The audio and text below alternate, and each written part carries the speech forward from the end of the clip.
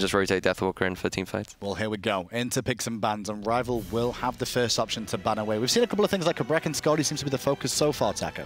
I would ideally like to see Elevate even potentially look to take away Fafnir, if not via banning or picking. I just don't want to see Callus be permitted to have that god, because I know that it's certainly something that he's comfortable on, and one that he also feels really aggressive on as well. Well, early Capri ban coming out from Rival here as well. Don't want to deal with that. Now, Elevate going to ban away Isis? Is this some sort of strategy we've not thought of yet, Nika? I'm not sure. The Isis is like a strange pick, but the Capri ban seems weird to me, considering Dardas is like probably the most aggressive supports, yeah. So, if anything, I feel like they're looking to take, like, Rival will take the Fafnir away from Dardas, because it's like his primary choice of pick, but then Ymir's also going to be open, so they have to be careful for that. There's a little bit of the surprise factor you have to consider on a LAN environment, though. While Dardas is known to be that aggressive support player, if Rival aren't expecting him to look for the more defensive opposition, then Elevate could potentially catch Rival off guard. The problem is with Cabrakan banned out, that does leave Scotty available for Rival, and the question is, will Rival look for it for themselves? No. Gonna choose a Susano instead. Susano seems to be a little bit more dominant over in Europe this LAN so far. Nika, what do you feel about that? I feel like on LAN it's just, it's so much easier to snowball with junglers like Susano, because once you get one kill, you get hyped, you just keep snowballing constantly like Gorgonzola did earlier. Whereas online, it's like a lot more relaxed. But like the Ymir and Skadi, this is probably the strongest duo lane, I'd say. I can agree with that, especially with the way Dardas played it last game as well, Taco. This could be problems for Rival early on. It could especially spell problems for Rival. I mean, you have to consider Jermaine as well, getting such an aggressive hunter like Scotty. We saw him against Flurry Q in that one game with Lion Guard, just non-stop pressuring Wouldn't let him with leave the Medusa. tower. Exactly, and even chasing him underneath the T2 at one point in time. I'd like to see Rival maybe leave Vote on his own, because there's no way they're going to out-pressure that lane. And maybe look to, you know, get Deathwalker even further ahead than usual. Well, Poseidon drafted. We've not seen massive amounts of Poseidon so far today, surprisingly enough. He has been available for the most of it, not necessarily banned out in the first phase anyway. Fafnir to join that, though, for Callus. One of Callus's go-to gods is that Fafnir. Certainly, and that's kind of what I was expecting out of Callus. You're on a LAN environment, you might as well pick what you think is going to give you the best opportunity. And I also just enjoy how they took away the Susanoo from Elevate, because we've seen Phil's performance on him, but now he's getting his next go-to, the bots. You can't ban Fails out. Even though he has his main god, which is Susano, his Hunbats is equally as good, which we've seen over the split. Nika, you play on EU all the time, right? You see Fails all the time. Has he always been this good, or is it just really had to shine through into SPL So now? you remember on Leftovers, he was probably like one of the bottom junglers, but like... And I was looking at his performance there when he played in the SPL previously and go, he wasn't that good. Has he just stepped it up out of nowhere, or has he always been secretly that good? Yeah, I think he has a lot more freedom on Elevate. He can play his style, and I think it definitely shows, and he's probably, you know, top 3 junglers in Europe, I'd say, with the way he's been playing recently. And Taka, one of the things we've seen in the Pro League as time has gone on is the teams that focus around what they are good at, where their strengths are, have always been the ones that have been a little bit more successful. Not to mention that Fails alone, he's improved significantly, and a large portion of that is just due to the caliber of players that he's getting to face off against more often. That's a good point. You have to face off against Adapting, a 2-time world champion, and there's just so much strong opposition on the side of EU that really just helps players to progress and develop into better opposition over the long run. Rama and Amaterasu banned out by Elevate. Rival, surprisingly, they're going to ban out an Aphrodite there. Over the likes of Chunga, which we've seen Chunga a lot more than we've seen Afro, but we are in Europe here, Nika. Is that expected to be seen, this Afro ban? Well, I was also thinking Elevate could put the Skadi in mid. That's something they've done over the split, so it wouldn't surprise me. But the Afro is like something that Elevate definitely wouldn't play. It's not high pressure enough, in my opinion, for their drafts. Well, the question is, though, has Rival really scouted them, or have they gone under the radar a little bit more and found a bit more information than we have here? Elevate now have the next pick. They're going to be needing potentially a solo laner, unless Ymir's going there, and of course a potential mid, depending if Skadi's going there as well. So still a lot of flexibility here, Taco. There's definitely plenty of opportunity for Elevate to flex both the Ymir and Scotty picks, but should they choose to do so, I'd imagine that they would still want more of a high burst mage, considering they already have plenty of AoE control coming through with the Ymir and the bots.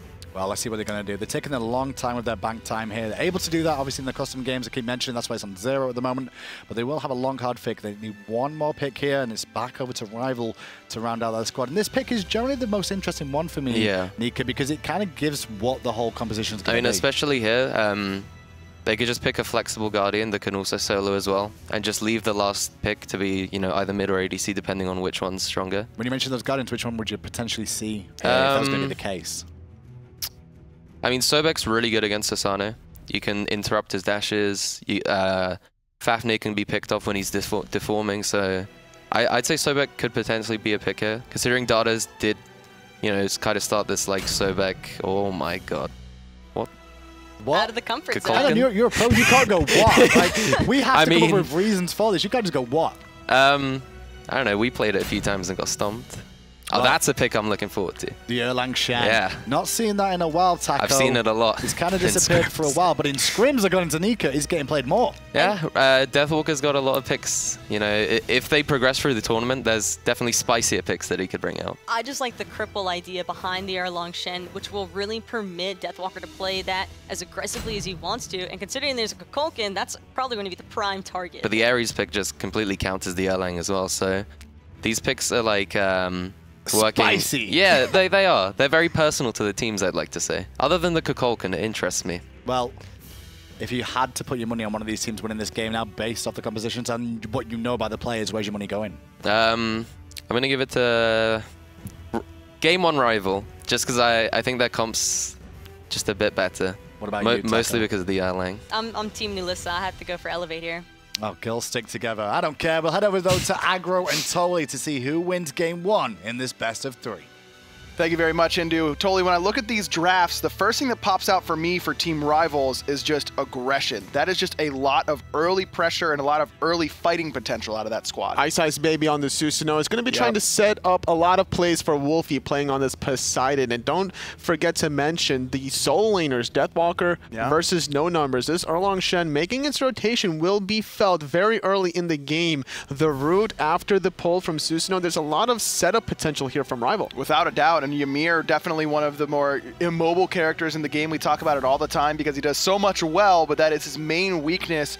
Erlang Shen is one of those characters that even though he doesn't have that cripple still on his 2, he can still punish immobile characters like this Ymir. And I like the fact that Elevate are taking this Ymir and the Ares, despite how great of a performance Dardes had on the Ymir the last game.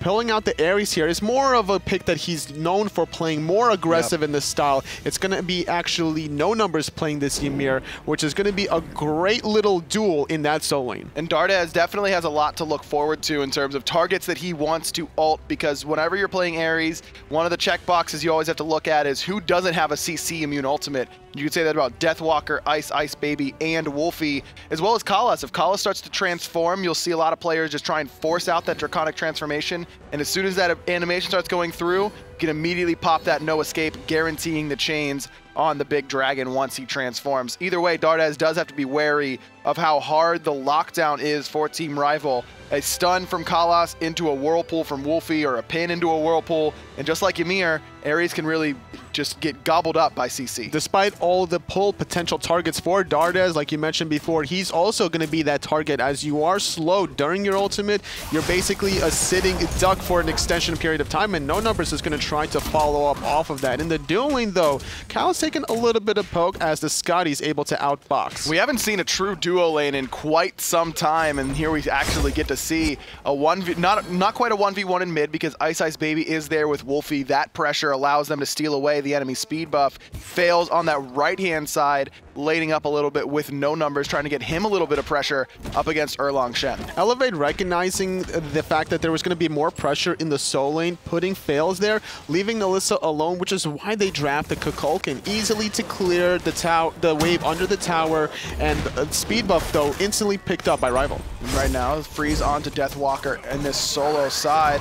Nice wind siphon there, pulling one. Just No Numbers pulled in, but again, it's just Team Rival have the lane clear advantage. As you mentioned, this Kukulkan, we haven't seen it in quite some time. You think it's just all about the easy wave clear? Is that the only reason we see it? Considering how Elevated started with a 2-1-2 meta, this is how SMITE originated originally. So the Kukulkan makes a little bit more sense as to why this has started out. And I like the idea and the mindset because now Nalissa doesn't have to be too far forward in the action. That Spirit of the Nine Winds can be deployed from a far distance. And if she is alone, this Bumba's Mask can really help her out when she's, say, clearing some mid-harpies like she is right now, getting that extra bit of damage on those camps and restoring some health and mana, just allowing herself and Fails to farm opposite sides of the map, but both get that benefit from Bumba's Mask. Fails has been sitting in that soul lane in the first 2 minutes, so making the rotation along the oracles, along the left side harpies, Nalissa is going to be the true beneficiary from this Bumba's Mask, having extra sustain. And I like the idea going for the Soul Stone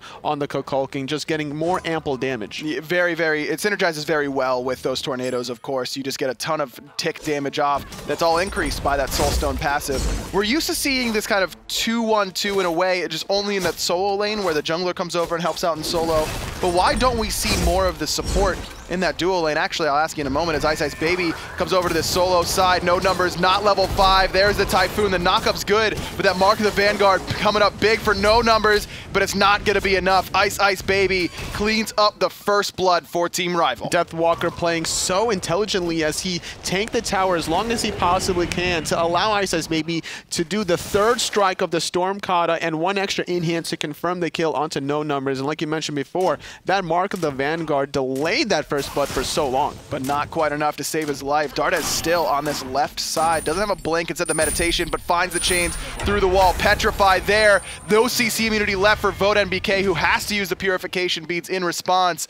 All it takes is 1 chain to force out that pressure onto Vote early on. It makes sense to use the Petrified there just to stop the 2nd and 3rd chain, but it was used a little bit too late there. Still getting off a lot of damage, and without the ultimate and the purification beads coming out of Vote, that's going to be the primary target for Elevate for the next minute or 2. A couple differences here in builds for the supports. Kalas, he's gone for the Traveler Shoes, and he's using that extra mobility to get to Fails' speed buff. He has to use his purification beads. There's a Kraken coming out, and it gobbles up not only Fails, but his speed buff as well. Ice Ice Baby is going to be able to walk away with another kill under his belt, as well as the enemy buff. Fails taking a very aggressive option, trying to secure his own speed buff. His teammates were not in a position to follow up off of that Fear No Evil. I would have liked to see him play a little bit more back, concede the speed buff, and just allow it to go through. And the next time around when Rival makes this kind of rotation on the speed buff, then you could take advantage of it with a full 4 or 5-man grouping. I don't know if Wolfie was necessarily even trying to hit Fails with that Kraken. It could have just been used there to secure the buff. At this stage of the game, it's usually worth it just trying to get those kills. Jermaine,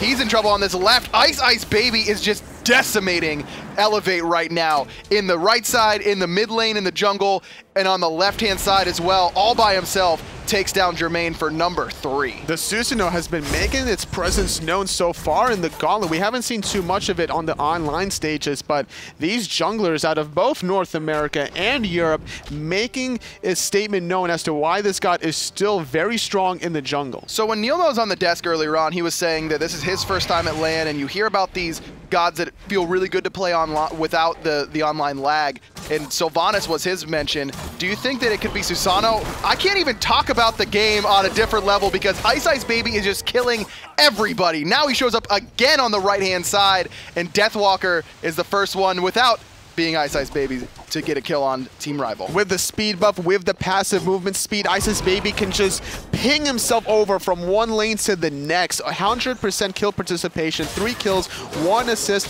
This Susanoo is being a very big nuisance for Elevate. So if you're a casual fan of the SPL, Ice Ice Baby might not be a name that you are familiar with, but last season, the Season 3 group stages, he came here with his exact same roster playing under the Cyclone GG tag and had an excellent showing at LAN. I think a lot of players are very much impressed. No surprise to me that he's having yet another good LAN performance. He just seems to thrive off this kind of atmosphere. And most of the gods he's been playing back in Season 3 under the Cyclone GG tag was aggressive gods such as Nemesis, the Thor, and now it's going to be the Susanoo Season 4 and Elevate. They need to figure out a way to really shut down the aggression. Maybe start warding aggressively along the Fire Giant side just to spot out these rotations in the soul lane. And whenever you see Ice Ice on that side of the map, just avoid him completely, maybe take the Gold Fury, or at least have 4 people waiting for him. And there is a pretty good composition here for Elevate to take early Gold Furies like that. Spirit of the Nine wins, excellent in terms of securing that objective. Fails is on this left-hand side to try and give Jermaine a little bit of comfort, even with Ice Ice Baby staring him down. The level 9 Susano is right there. It's all been Deathwalker and Ice Ice Baby. Look at the damage numbers. Those two significantly ahead of everyone else. Though most of Deathwalker's damage is, of course, that poke that we talk about so much. Well, there's definitely no poke onto No Numbers, as there's deaths instead. It's going to be 2 deaths on him in the 7-minute mark, able to still get the better end of it in the soul lane, trying to aggress even forward. Nalissa trying to get off some damage. Deathwalker using the teleport just to get away. Love this idea there from Deathwalker. Do you think it would have been worth it though for the knockup from Spirit of the Nine wins? I'll ask you after. The Gold Fury goes down here, but there's the Kraken, and Rival's going to be able to secure it. Dardez caught and stunned out. Jermaine left alone. Ice Ice Baby claims number 4. There's the no escape, but Spirit of the Nine wins, whiffs, fails, cleans up Vote to put Elevate on the board. Wolfie has to use the purification beads to get away from the slow of No Numbers, trying to chase him down, but that passive movement speed, courtesy of the title passive, is going to be enough. Kalas there with Fails. There's the purification beads, and Fails just needs one more auto attack. Make that 2 after the coerced heal, but Fails picks up number 2 for himself, and Elevate get on the board. Rival 2 for 1 as Jermaine has respawned, but they also get the gold here, so better trade for them. Ice Ice Baby aggressively doing those elementals with 2 players right in his face, but he didn't have to worry about too much considering Nalissa didn't have too much mana, and especially without an ultimate, there was no real kill potential. 3,000 gold almost in the lead for Elevate. They're up, or excuse me, 4-team Rival. Rival's the one on the blue side. They're up 5-2 in kills as well, and it's all been centered around their jungler, Ice Ice Baby. But this composition for Elevate does seem to really get their footing as we get closer to the mid-game. They have a lot of control on Elevate, so if they don't fall too far behind any further, if they can stagnate this deficit at around the 2,000 experience, 3,000 gold mark, they can still rotate to these team fights. Once the levels hit a 12 and higher, once these second relics come online, No Numbers needs to make sure that he gets in the right position to wall off a lot of targets, because if you look at it here, Erlang Shen, Susanoo, Poseidon, Medusa, these are not gods that's going to be able to escape from that Ymir wall. That's a great point. And then the last engagement, yes, Rival get the Gold Fury, but Fails picks up 2 kills. How important was it for him to try and get closer to where Ice Ice Baby is in terms of farm? You don't have to be necessarily too close to Ice Ice Baby. You just can't fall too far behind him, but it's making it very difficult when he rotates to the soul lane to pick on this Ymir for the 3rd death of the game. No Numbers wishes he wasn't too close to Ice Ice Baby, but he doesn't have much of a choice. Again, the 3rd time, and all 3 have been the charms for Ice Ice Baby so far. 3 ganks, 3 kills have worked out for him. Fails, he's lurking on this left side. Bakala sniffs him out. Look at how far back Vote is playing just to make sure that he's safe from any pressure from the Elevate jungler. Ice Ice Baby just making his statement still non-stopping on this Ymir before any true physical defense or health comes online for this Ymir player. Still taking advantage of the fact that only level 10 Ymir, so he doesn't have that much of a base health. Considering that Ymir gets the most health per level in all of SMITE is a good thing for No Numbers, but not when you're not getting the levels because you're spending most of your time reviving. Continued pressure onto Fails as speed buff. Ice Ice Baby and Deathwalker are here waiting for it. Nulissa trying to cut them off around this left or right-hand side, but instead just going to de-ward and allow them to escape with that solo tower down. There's not a whole lot of places for Elevate to run if that engagement starts going poorly. The positioning needs to be very well calculated from Elevate, like you mentioned, without that one piece to the puzzle. There needs to be that tower in case the team fight does go south for Elevate, and considering how far behind they are, I wouldn't be surprised if Ice Ice Baby just keeps forcing the issue. Deathwalker right into 2 there. There's the taunt in. The Kraken doesn't hit anybody though. Portal Demon getting very low. It goes the way of Elevate. Deathwalker, he's gonna fall to the damage of the tornado until the meditation pulled back in though. Dardez, No Numbers, waits for him with that Shards of Ice and pulls the trigger, gets some revenge on his solo. No Numbers stunned into the knockup from the Fire Giant. Kalas gets the kill. And Jermaine making a rotation through the portal, but he's left alone. Typhoon knocking him up. There goes the Hunter. The Petrify doing a lot of damage, jumping away his Fails, and just like that, Deathwalker absorbing so many cooldowns and the rest of his team getting the benefit, taking out 2 from Elevate. Sometimes it's better to be lucky than good, and there was a little bit of a mix there with Kalas stunning No Numbers into the Fire Giant knockup, making sure that despite being pretty tanky at level 11, No Numbers was going to fall. Those are some of the factors when you look at it as a player, you're just like, did this really just happen to me? Like whenever there's a team fight in the later stages of the game around a tier 2 tower and it's overextended, then all of a sudden here comes a minion wave and then it's like blocking my in-hands against the opposition. I'm like, what unfortunate timing. Never lucky. Never lucky, baby rage. Never lucky for No Numbers. He hasn't had any luck this game, 1-4-1, though he has now completed that Breastplate of Valor, a much needed physical defensive item because Deathwalker and Ice Baby have really been bullying him consistently throughout. I almost would have liked to see him even go for the Wing Blade before the Breastplate of Valor to give him more mobility. The health would also provide that other kind of protection in the form of health, so that wouldn't be a bad option. He's so immobile that makes it very easy for Ice Baby to catch up to him. Pinned in place. There's the Shards of Ice, but Ice Baby nor Deathwalker he's are really worried. Pin was already used. No. Now he's pinned up against the wall. Ice Baby and Deathwalker combine once more to take down the solo Ymir. Doesn't even matter if Breastplate's completed, but the Golfier are going to get started. Fail, switching on to Wolfie. Nalissa trying to follow up there, but the Kraken taking away the life of And Rival Fails. got the gold! Rival steals it away! Kalas, not only does Wolfie find the kill onto Fails, but Kalas steals the objective as well. Team Rival, it's all coming up for them. Vote dashes into Jermaine. One by one, things just keep getting worse for Elevate. If things couldn't get bad, things are looking so doom and grim for Elevate. Rival. They were able to sneak away that one. They're not done yet. They're going for this tier 2 tower that's already less than 50% health there. A little bit of a disconnect for Elevate between that Golfier. They were really worried about the contestment, but Wolfie, instead of using the Kraken on the Golfier, here's the Kraken on Fails. There's the chain onto Deathwalker. He responds with his ultimate. Wall from No Numbers blocks off the most obvious escape path, but Dardez has the ultimate. There it is. No escape for Deathwalker. Wolfie here to support with the Whirlpool. Fails has arrived, but no fear, no evil. Wolfie's now the target between the two tanks. Wall's not going to be good. Fails is going to be able to pick up Wolfie, courtesy of a crit. Not able to find the knockup, but the stun is good from the Fafnir. Callus credited with that one. No Numbers caught in an awkward spot. Nalissa and Dardez retreating under the safety, but there's no safety for No Numbers. There, except with his wall. Kalas thinking about throwing the hammer over the wall, potentially jumping over, but instead decides to just allow No Numbers to escape. Really for the first time this game, every time he's been pressured, he's fallen. Meanwhile, Vote knocked down that tier 1 tower and made it very low. Jermaine in a bad spot, getting pulled in, but the Petrify slowing down. Jermaine stuck between a rock and a hard place, but conceding the kill, instead going for the tier 1 tower. Rival playing very well objectively. Ooh, almost there with that Spirit of the 9 wins. Regardless, Vote uses his Aegis Amulet to make sure that even if it would have connected, he would not have fallen. 500 more gold goes the way of Team Rival, who now sit up right around 7,000. It's about 500 gold per minute that's being taken by a Rival, and this is an impressive feat. We saw just how powerful Elevate was against Lion Guard in the first game in the last set, but this has completely toppled over. Their composition has not been the same compared to the last set, and it seems to me like their strategy of the 2-1-2 meta definitely backfired. Look at the gold per minute. It's everyone on Rival above Team Elevate. Jermaine, we'll miss you, buddy. Wolfie unleashes the Kraken and gobbles up Jermaine. 5 deaths for the Hunter for Elevate. No purification beads, no Aegis Amulet, very easy pickings against this level 13 Scotty player. We're working on that Fatalis item, and this is a great opportunity to really take advantage of a god that's been so highly prioritized thus far in the SPL. Yeah, Vote's really handled that business on the left-hand side and just allowed Ice Baby to get Deathwalker extremely ahead on the right. Wolfie's been getting some farm from that as well.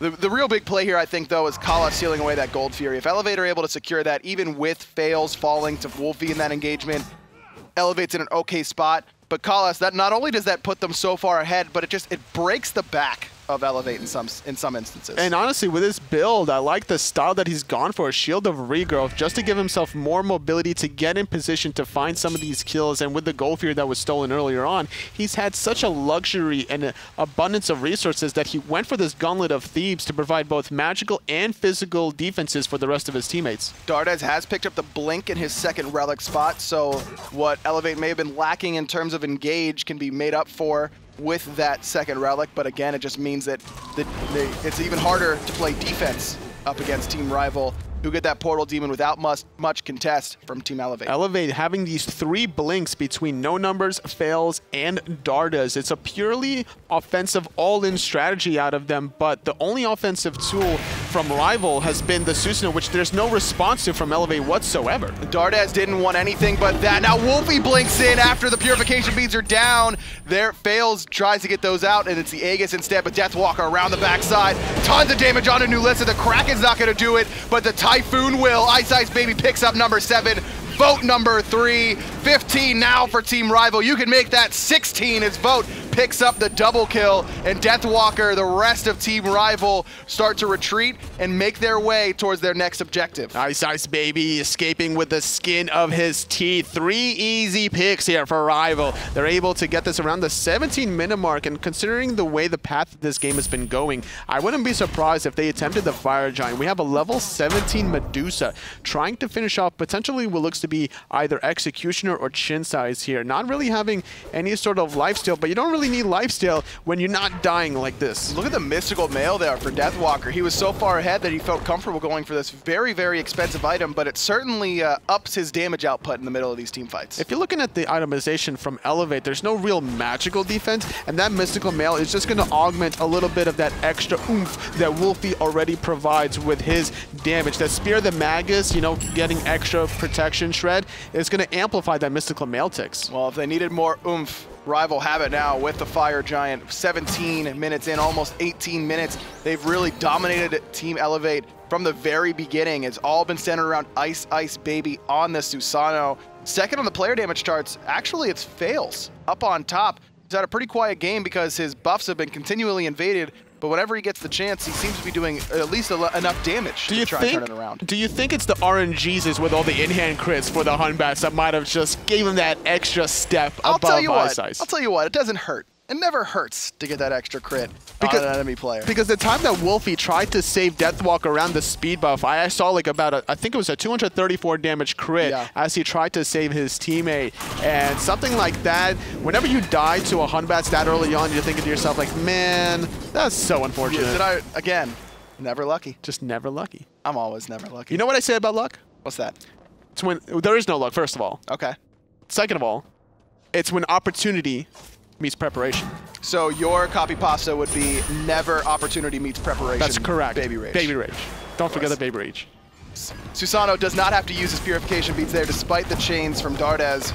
No pressure from the rest of Elevate to force out that defensive relic. Tier 2 tower on the left side falls. Gold Fury was taken by Team Rival as well. That gold lead now to an exorbitant 15,000. The XP is really just as big at this stage, totally 14,000, right around 15. The levels are just too much for Elevate to handle. We saw how Dardas was about 4 levels ahead of his opposition in the last set, but this time around, not the same case. Ice Ice taking a lot of damage. The Aegis being used. Typhoon as well. Pulled back into the Spirit, but it's not going to hit. But the Tornado does. The Vote finds one, and Deathwalker another. Already Elevate, what looked to be a great fight, is getting turned around. Wolfie finds number 3. Jermaine takes his 7th spill of the game. Nulissa's getting dove underneath her Phoenix, and Deathwalker's level 18. There's no recourse to handle a solo laner who's just this healthy. Nulissa can only watch as Team Rival secure not only the tier 2 in mid, but the Phoenix as well. Deathwalker having so much health here between the Mystical Mail and the Hide of the Urchin. Pestilence to boot, and having 3 stacks of that Urchin with all the successful team fights going in the way of Rival. They found the mid Phoenix going for the left, and there's no real way that Elevate can stop it. And it goes down without much issue. Ice Baby finally falls, but it costs Elevate multiple members, their tier 2 mid, their mid Phoenix, and their left side Phoenix. Team Rival in control right now, up against a team that may be lower seeded than them, but I think a lot of people really had a lot of high hopes for Elevate coming into the Gauntlet. Yeah, just look at Ice Baby's build right now, going for this Masamune after already finishing off that Heartseeker, Hydra's Lament, and the Brawler's Speed Stick. That's how you know you're this far ahead. You have 5 items complete, still have your starter item, whereas there's only 3 finished items from Fails. That's just gross. He's got so much item. And the other thing is that between the Heartseeker and the Masamune, he's got so much extra movement speed As if Susano wasn't hard enough to hit already. It just augments his passive a little bit further now. As if he wasn't fast enough to ping pong between left and right lane. Now he's just going to be able to dive. If he ever backs to base from the fountain, he's going to be at the enemy fountain in about 20 seconds or less. Or even less, because Rival, they're going to have the portal demon at least for a little bit. They used it excellently earlier on after winning that team fight in mid lane. They all teleported back and took the right side tower.